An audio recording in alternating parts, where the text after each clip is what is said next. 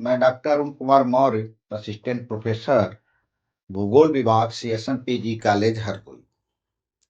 आज हम एक महत्वपूर्ण टॉपिक पर आप सबसे चर्चा करेंगे कि रिलेटिव ह्यूमिडिटी, सापेक्षिक आर्द्रता कैसे मनुष्य के स्वास्थ्य, जल वर्षा को रेगुलेट करती है और होती क्या है और है क्या आर्द्रता। आप ये समझिए कि ये वायुमंडल है, ये मेरे हाथ के आसपास। इसमें विभिन्न प्रकार की गैसें, धूल कण, नमक के कण, जिनको हाइग्रोस्कोपिक न्यूक्लियाई कहते हैं, जलवाष्प की मात्रा निहित होती है। और इस वायुमंडल का टेम्परेचर होता है, तापमान होता है, जो पृथ्वी के टेरेस्ट्रियल रेडिएशन से गर्म होता है। अब बात को ये समझने की जरूरत है कि तापमान के कारण वायु के जो एयर हैं, उनके जो मॉलिक्यूल हैं वो थोड़ा दूर दूर हो जाते हैं अधिक तापमान के कारण, क्योंकि गैसों का एक्सपेंशन होता है। और दूर दूर होने के कारण एक अणु से दूसरे अणु के बीच में स्थान बन जाता है, जिसको हम इंटरसेलुलर स्पेस कहते हैं। इसी स्थान में कोई द्रव या कोई गैस बैठने की कोशिश करता है, रहने की। तो जितना ज्यादा इंटरसेलुलर स्पेस होगा, उस हवा में किसी चीज को अपने अंदर धारण करने की क्षमता अधिक होगी। इसको मैं आप लोगों को थोड़ा समझाने की कोशिश करता हूं कि ये मेरा एक रुमाल है, हैंकी है, और इसको आप देखिए, ये कॉटन का बना हुआ है। क्योंकि सामान्यतः देखने पे ये लग रहा है जैसे कि पूर्णतः एक जैसा है और ठोस है, कहीं कोई जगह नहीं।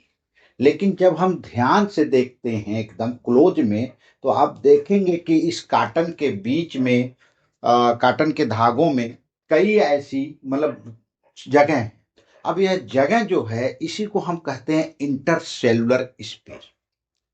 अब हवा है, इस हवा में नमी है तो यह कॉटन भी नमी को वेट किया है। तो सबसे पहले रिलेटिव ह्यूमिडिटी क्या होती है कि एक निश्चित तापमान पर, एक निश्चित आयतन में जो वास्तविक जल की मात्रा है, वो वास्तविक जो है सो है, और उस हवा की नमी धारण करने की क्षमता के अनुपात गुणे 100 को हम सापेक्षिक आर्द्रता कहते हैं। सापेक्षिक आर्द्रता दो चीजों पर निर्भर करने लगती है। या तो हम हवा की नमी धारण करने की क्षमता को कम कर दें, और यह क्षमता तापमान से बढ़ती है या घटती है, यानी हम तापमान को रेगुलेट कर दें, या उस हवा में कहीं से भी जलवाष्प की मात्रा अधिक ला दें।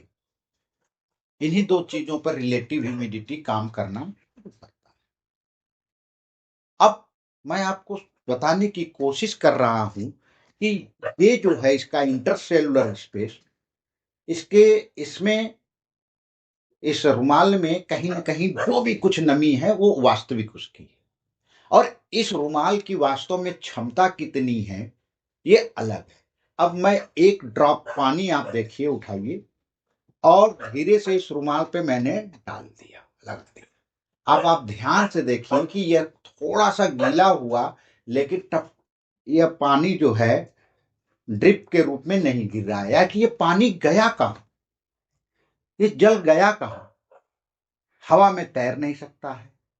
यानी निश्चित रूप से यह जल, ये जो वाटर था, ये कहीं ना कहीं इसी रुमाल के इंटरसेलुलर स्पेस के बीच में, यानी उसकी नमी धारण करने की क्षमता के बीच में।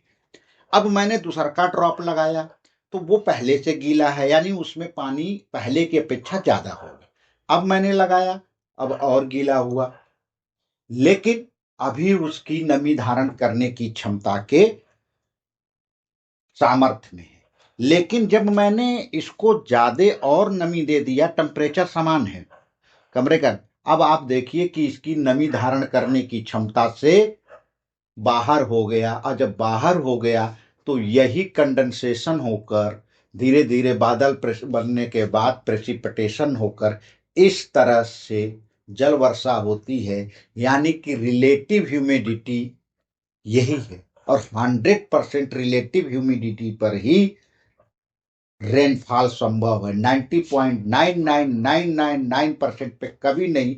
तो आप ध्यान देखिए दीजिए कि सारे इंटरसेलुलर स्पेस भर गए, और भरने के बाद जब उसकी क्षमता से यानी वास्तविक क्षमता से बाहर हो गया, और बाहर हो गया तो वो हवा में रुक नहीं सकता, और धीरे धीरे जल वर्षा के रूप में डाउन नीचे आने लगता है। इसी को प्रेसिपिटेशन कहते हैं, और यही जो है रिलेटिव ह्यूमिडिटी का कॉन्सेप्ट है।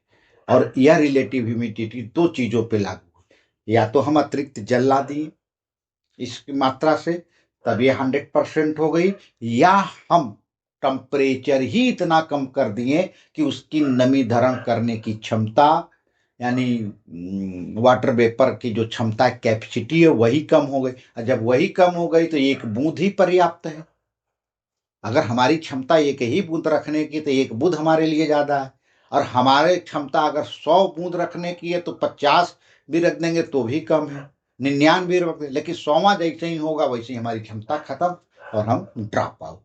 ये कॉन्सेप्ट है रिलेटिव ह्यूमिडिटी और रेनफॉल का, और इंटरसेलुलर स्पेस और हवा में नमी की मात्रा का। रिलेटिव ह्यूमिडिटी को एक दूसरे आइडिया से हम लोग समझने की कोशिश करते हैं कि कैसे क्षमता। आप देख लीजिए कि मेरे हाथ पर 2-3 बूंद मैंने पानी लगाया, ठीक है। अब पानी लगाया और उसके बाद जो है ये वाटर है। अब मेरा ये रुमाल है और ये सूखा हुआ है, और इसकी अपनी एक क्षमता है, और मैंने ऐसे पोंछ दिया। अब आप ध्यान से देख लीजिए कि मेरा हाथ एकदम साफ हो गया। क्लियर? यानी कि यहाँ मेरे हथेली का पानी जो है वह चला गया इस रुमाल के इंटरसेलुलर स्पेस में, यानी ह्यूमिडिटी यहाँ चली गई। अब आप ध्यान दीजिए, मैंने फिर पानी आया और मैंने उसी से जो पहले से लिया था मैंने उससे पोंछने की कोशिश की।